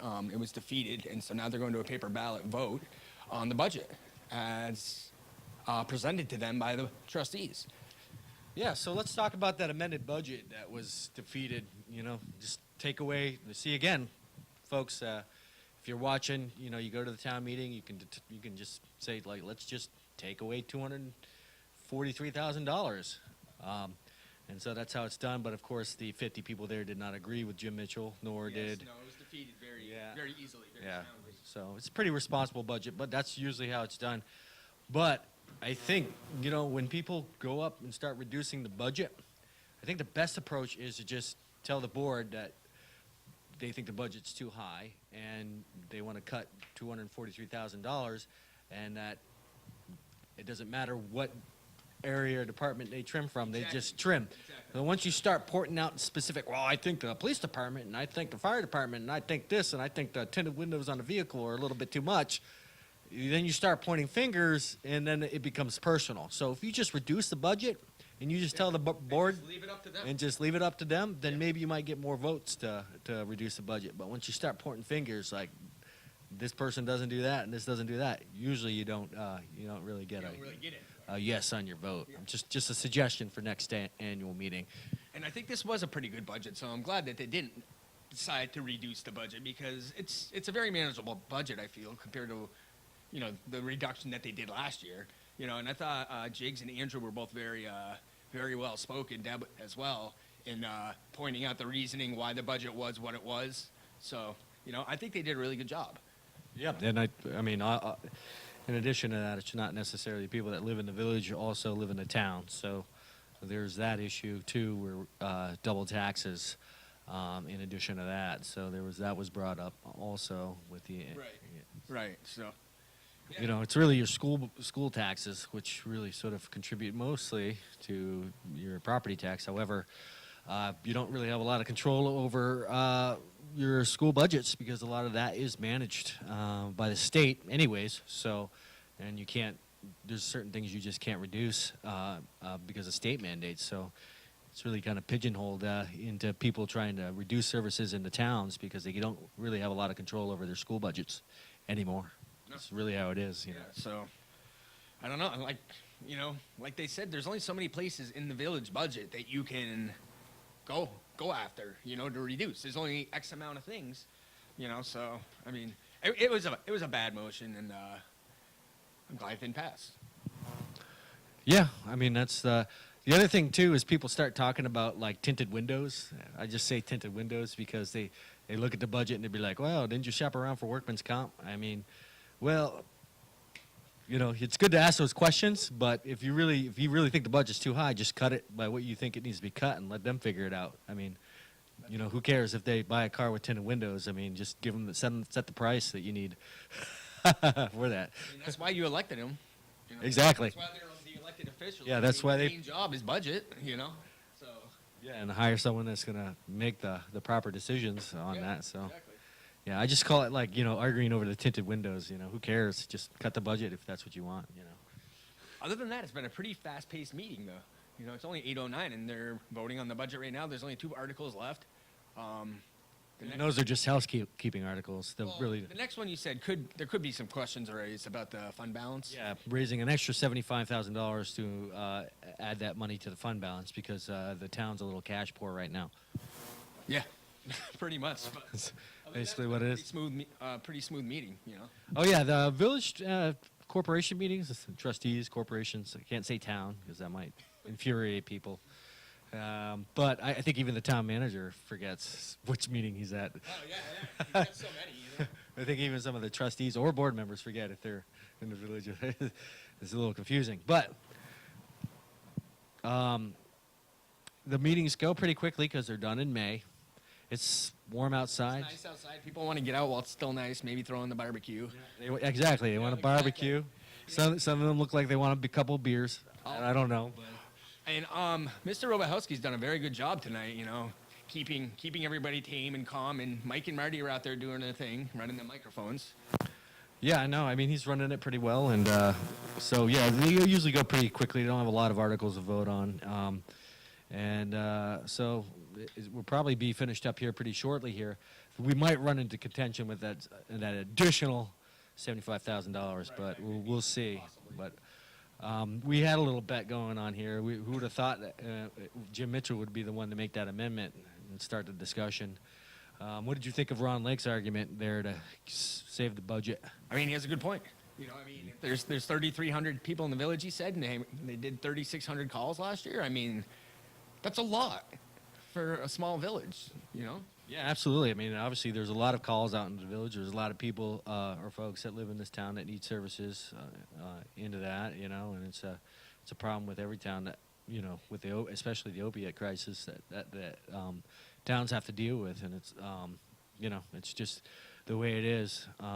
Unfortunately, though, you know, the reality is that when it comes to law enforcement, yeah, the police are like, you know, they're basically like security guards. They'll take people out to jail if they see a crime committed, or you know, so on and so forth. But they don't actually charge. It's your prosecutor. It's a state prosecutor. Yeah. And, you know, really, if, you know, I hear people talking on the street and they want to be tough on crime, talking to the police chief about being tough on crime isn't going to get you anywhere. He can round up more people and take them to the prosecutor, but if the prosecutor doesn't have enough resources to try these cases, or if it's, you know, if you elect, you know, attorney general or a governor that says, hey, you know what, let's just be soft and let's not prosecute as many of these cases. That's where your law enforcement comes in. So you're much better off, you know, talking to your state rep and telling them that they need to throw more budget into the funds for the state's attorneys so they can prosecute more cases. That's where you're going to get more effective on your law enforcement. You know, you can round up as many people as you can, and you know, but if nobody wants to prosecute or has the money or can afford to prosecute, then it's really you know, it's really a moot point. Okay. Well, we might. Well, hold on. We'll know once people start sitting down. The trustees usually get up out of their seats. Well, we'll be there. So, anyways, we'll cut out here. Wait, looks like they're about to start. So, you guys will finish up this meeting. So, there you go. Ready and. Okay, I'm not closing it yet, Pat. Just relax.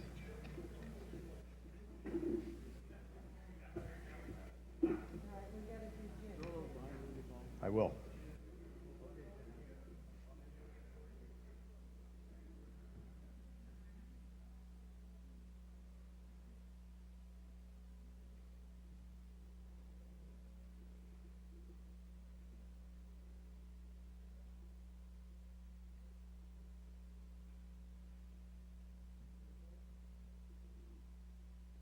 Polls are now officially closed. The JPs will count this before we move on to the next article.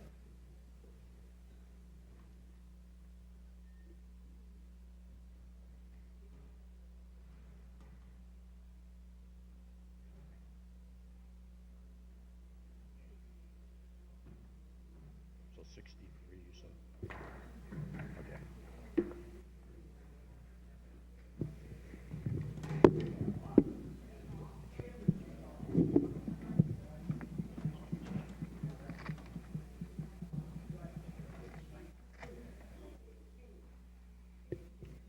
So kind of during this break, if you didn't realize it, there's a youth group in the lobby of the theater that are selling home-baked goods. So if we're going to have a couple of minute wait, if anybody's interested in cookies and brownies or whatever, feel free.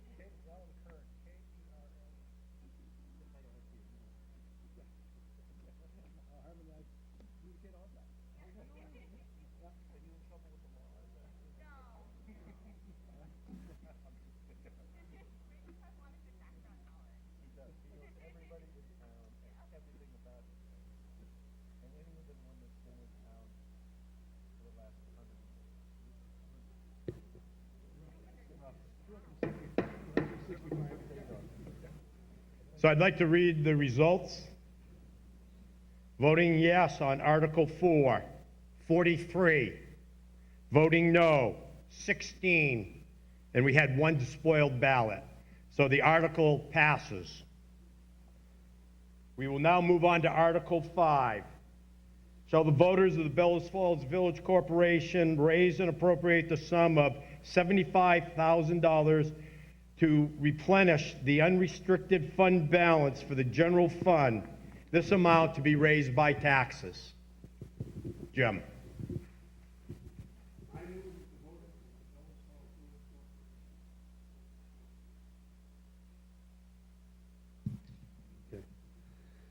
I move that the voters of the Bellows Falls Village Corporation raise and appropriate the sum of $75,000 to replenish the unrestricted fund balance for the general fund, this amount to be raised by taxes. Is there a second? We have a motion that has been made and seconded. The motion reading that the voters of the Bellows Falls Village Corporation raise and appropriate the sum of $75,000 to replenish the unrestricted fund balance for the general fund, this amount to be raised by taxes. Is there any discussion? Mr. McCollum. Yes. Let me give you a little background. The Bellows Falls Village Corporation ended fiscal year 2017, that would be June 30th, 2017, with a fund balance of $80,000. Our accountants, our public accountants that do our books, have recommended to both the village and the town that their fund balance should be something around 16% of your operating budget. The town currently meets, in fact, they exceed that. The village, that number would be between $250,000 and $260,000. As I said, our fund balance at the beginning of this fiscal year was $80,000. So we're, in the eyes of our outside accountants, we are approximately $170,000 short. Oh, that's the unrestricted. Yeah. Oh. We're approximately $170,000 short of what they advise us to have. Now, as of right now, they haven't taken action to diminish our financial reports, but that certainly will happen.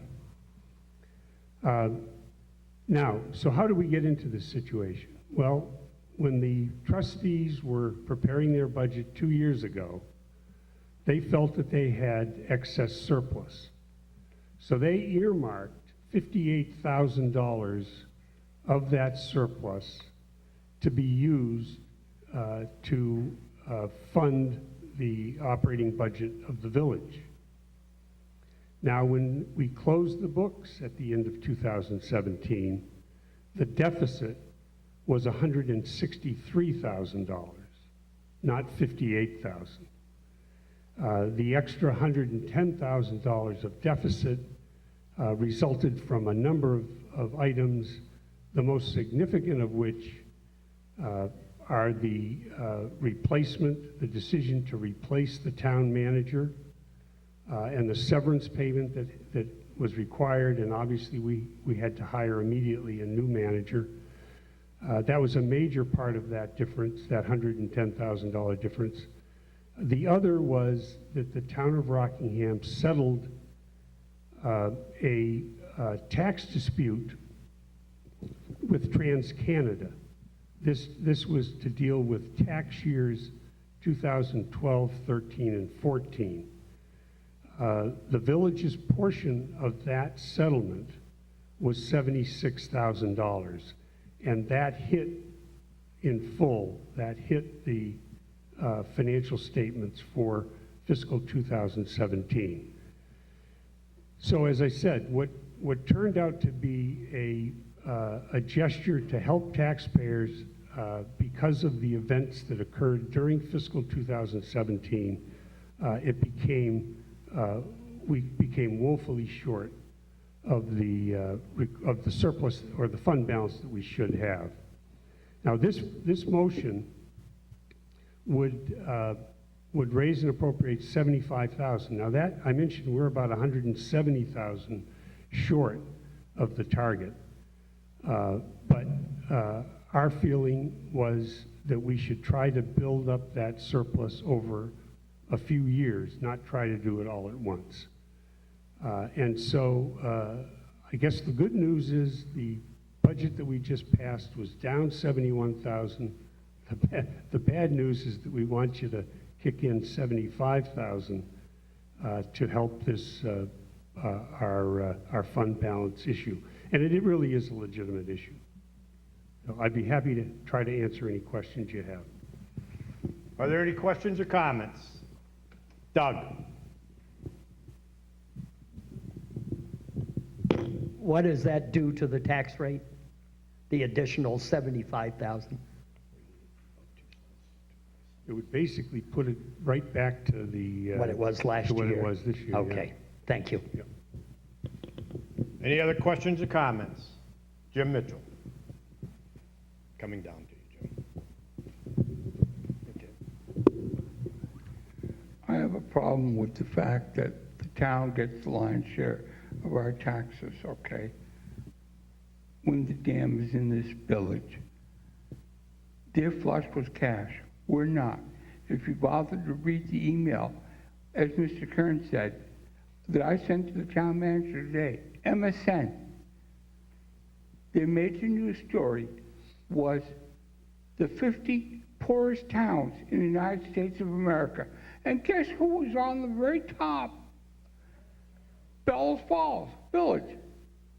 All right, so Jim, I want to bring us back to the 75,000, please. Yeah. Any other questions or comments?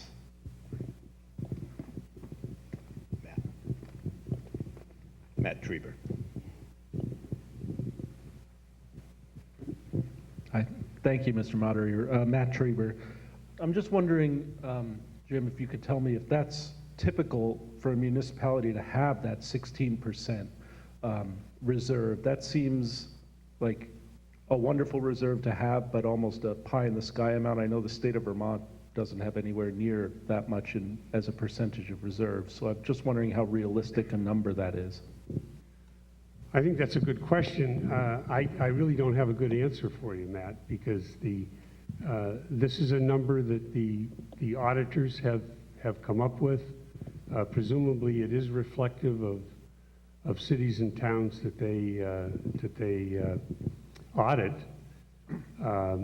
As I said, the town, I believe, exceeds it. I'm not sure.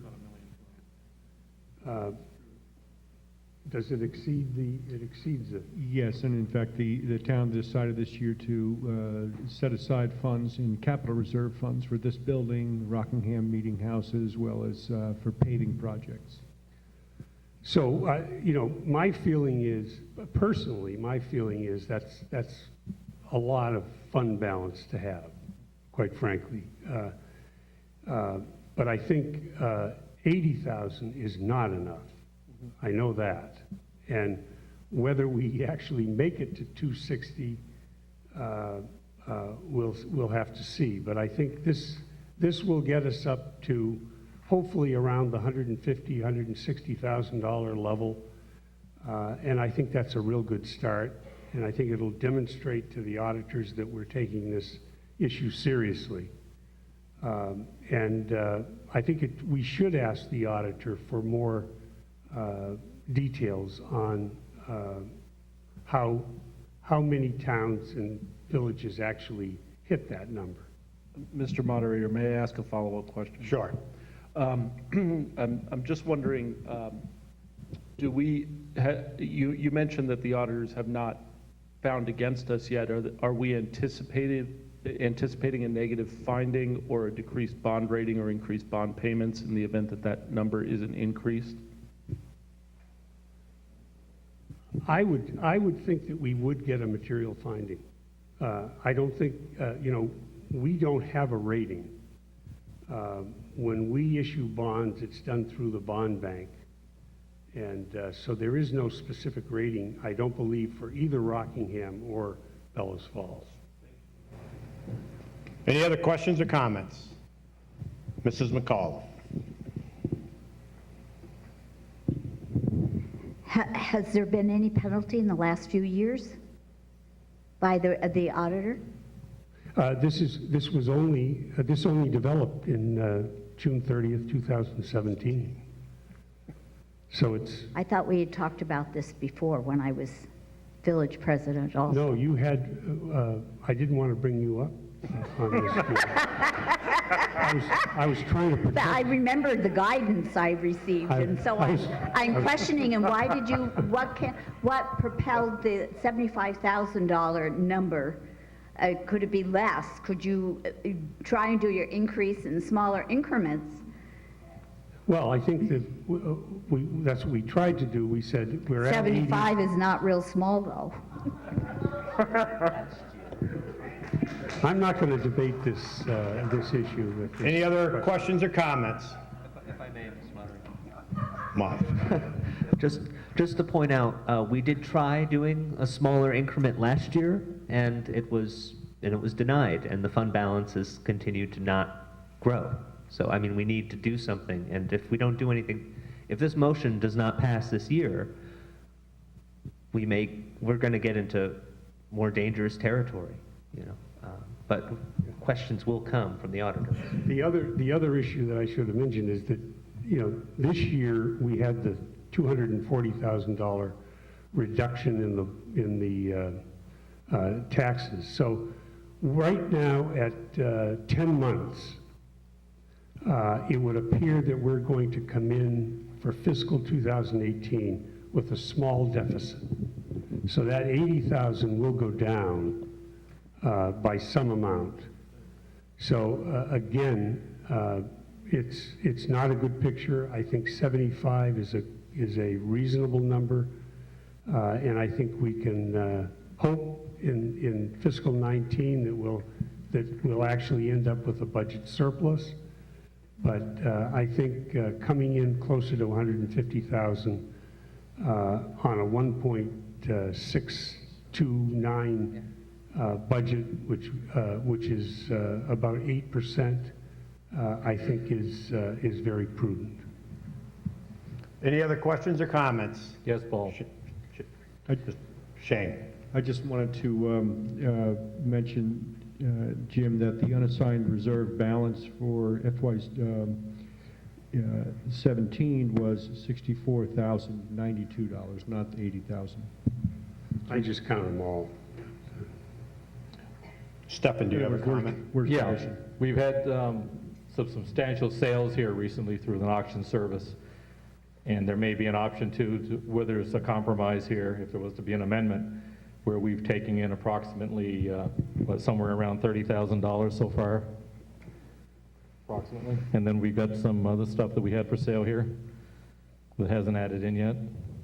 And, does that go into our... No, but that would go into the general fund, but those are funds that I think we could reassign to put towards this fund balance reserve, and thus not have to increase the tax rate by almost 3 cents to make the goal that you're talking about. I agree, it's something that we ought to have, but... I thought we had an agreement on this. Well, to be fair, it's just a thought. Yeah. It's an option. Any other questions or comments? Jim, coming around.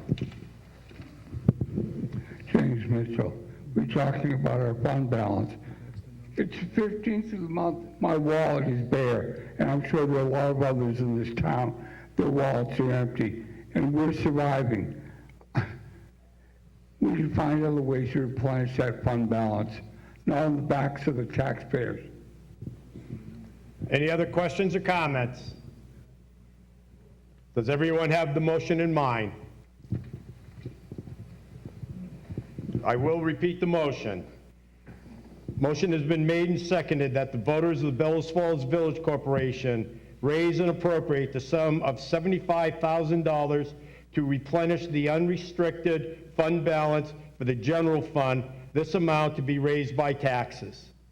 If we're all ready for the question, all those in favor would say aye. Aye. Aye. All those opposed would say no. The ayes appear to have it. Then we'll go to the division of the House. So have your green card in your hand, please. All those in favor would stand and hold their green card. And the JPs will come down.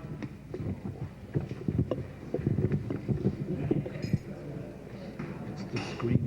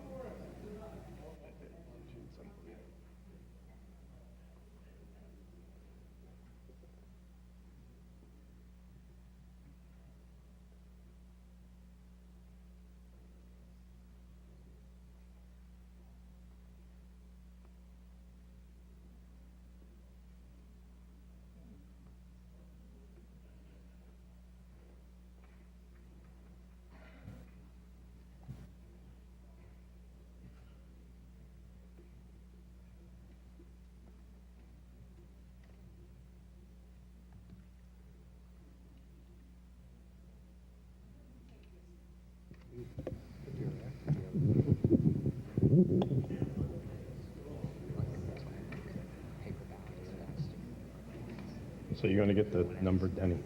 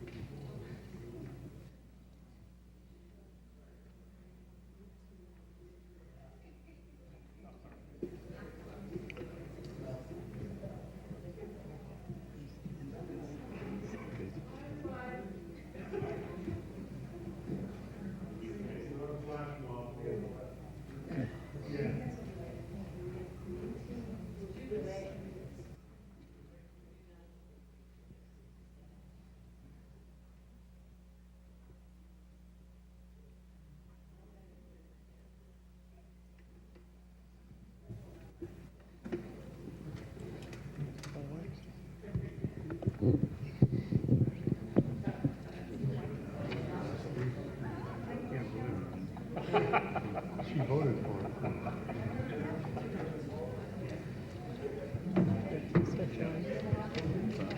You have to be Switzerland.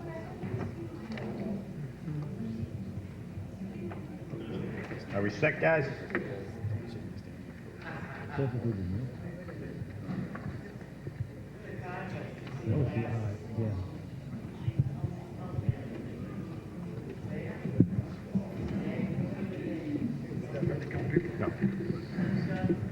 All right, you can sit down. All those opposed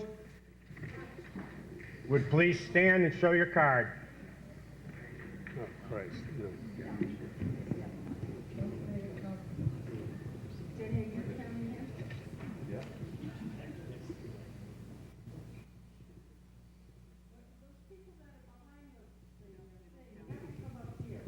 If they don't have a green card, Pat, in their hand, they're not voting. Well, go up there and count.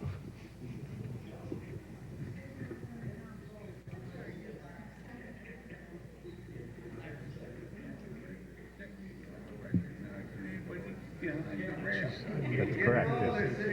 That's good.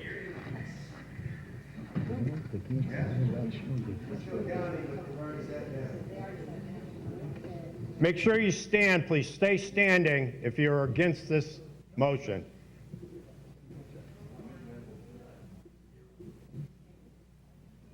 Oh, come on, it's obvious. I know, but I mean, if any discrepancy 16 last year.